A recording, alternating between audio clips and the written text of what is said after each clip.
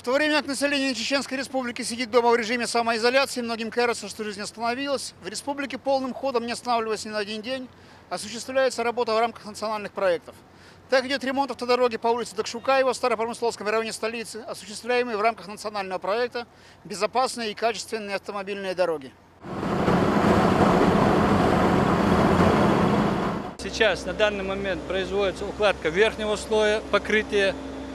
Предварительно до этого была произведена укладка нижнего слоя покрытия, соответственно, подготовлено основание.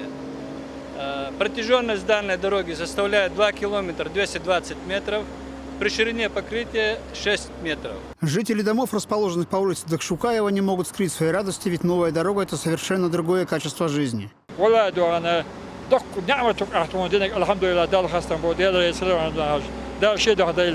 Och backvarstår hög delresskill alla bara skegardan. Han gick abilerna och den hög delresskill alla bara där skida del all şöyle. Ramzan Ahmadoviç şu. Hasnet militan da tin stressa bilens erdoç berişne masana ulspiyat hakkı roli kokçuna samoni doins haza do urumte basbena çoğu hazdan da delres khilandan. Ремонт на этой улице является лишь небольшой частью огромной работы по реконструкции автомобильных дорог. Это одна из немногих отраслей в республике, которая не остановила свою деятельность в период пандемии.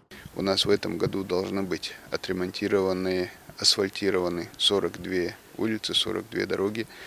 И в данный момент закончены в Старопромысловском районе, закончено асфальтирование улиц Уфимская, улица Докуева. В данный момент идут работы по улице Докшукаева. Также на улице Достоевского и улице Дружбы народов готовятся к проведению работ по асфальтированию. Работы по благоустройству города Грозный продолжаются, и с каждым днем столица региона становится все красивее и удобнее для жизни. Будем надеяться, что пройдет не так много времени, и мы сможем снова выйти на улицы родного города. Иса Пластинин, Юсуп Алханов, Юсуп Успанов. Новости.